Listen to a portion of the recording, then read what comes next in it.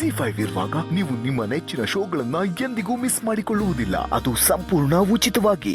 ನೀರಲ್ಲಿ ಬಿದ್ದು ಆಟ ಆಡೋದು, ಕೆಸರಲ್ಲಿ ಪಿಚ್ಚ ಪಿಚ್ಚ ಅಂತ ಹೊರಳಾಡೋದು, ಆಮೇಲೆ ಅಲ್ಲಿ ಇಲ್ಲಿ ಓಡಾಡೋದು. ಆದ್ರೆ ಆನೆ ಮರಿ ಅಮ್ಮ ನೀನ್ ಹೀಗೆಲ್ಲ ತುಂಟಾಟ ಮಾಡ್ಬಾರ್ದು ಅಂತ ಬುದ್ಧಿವಾದ ಹೇಳ್ತಿತ್ತಂತೆ. ಆದ್ರೆ ಆನೆ ಮರಿ ಕೇಳ್ತಾನೆ ಇರ್ಲಿಲ್ವಂತೆ. ಒಂದಿನ ಏನಾಯ್ತು ಗೊತ್ತಾ? ಒಂದ್ ಮರದಲ್ಲಿ ಒಂದ್ ದೊಡ್ಡ ಪೊಟ್ರೆ ಇತ್ತಂತೆ. ಪೊಟ್ರೆ ಅಂದ್ರೆ ಈ ಮರದಲ್ಲಿ ಚಿಕ್ಕ ತೂತಿರುತ್ತಲ್ಲ, ಆತರ ದೊಡ್ಡ ತೂತಿತ್ತಂತೆ.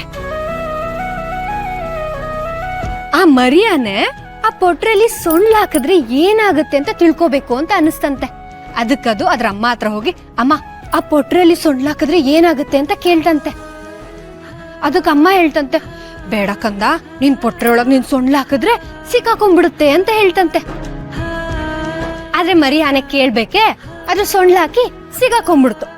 ಆಮೇಲೆ ಮರಿ ಆನೆ ಎಷ್ಟು ತೆಗಿಯಕ್ ಪ್ರಯತ್ನ ಮಾಡಿದ್ರು ತೆಗಿಯೋಕೆ ಆಗ್ಲಿಲ್ವಂತೆ.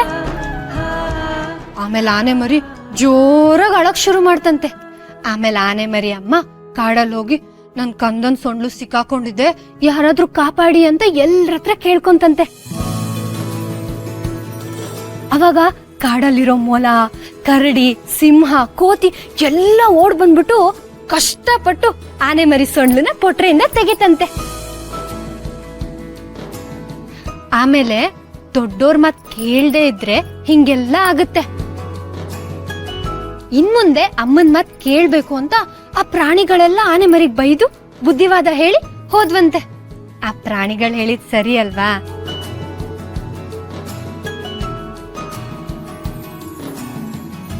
ಆನೆ ಮರಿ ಅಮ್ಮನ್ ಮಾತ್ ಕೇಳ್ದೆ ಹೋಗಿದ್ಕೆ ಅಲ್ವಾ ಅದು ತೊಂದ್ರೆಲ್ ಸಿಕ್ಕಾಕೊಂಡಿದ್ದು.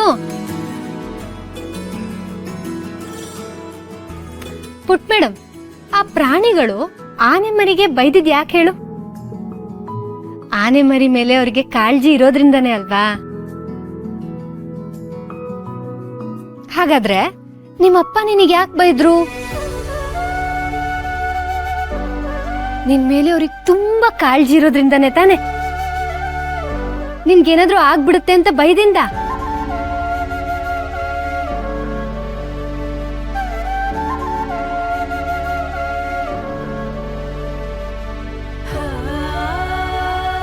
ಪುಟ್ ಮೇಡಮ್, ಅಪ್ಪ ಅಮ್ಮ ಯಾವಾಗ್ಲೂ ಮಕ್ಳಿಗೆ ಏನಾಗ್ಬಿಡುತ್ತೋ ಅನ್ನೋ ಗಾಬ್ರಿಲೇ ಇರ್ತಾರೆ. ನಮ್ಮ ಮಕ್ಳನ್ನ ಹೇಗಾದ್ರೂ ಮಾಡಿ ಕಾಪಾಡ್ಕೋಬೇಕು ಅಂತ ಯೋಚಿಸ್ತಾ ಇರ್ತಾರೆ.